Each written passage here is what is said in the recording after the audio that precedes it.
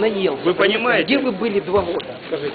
2 года? Да. А меня не выбирали председателем А своей какая организации. разница? И Понимаете? меня не выбирали. Я приходил, закатывал рукава. А теперь рассказываете, приходите. Я понимаю. Не ругайтесь, это бесполезно. Вы знаете, там, не ходит, не ездит. До свидания. Это невозможно решить. Я бы человек увел бы и завел бы с удовольствием. Я понимаю.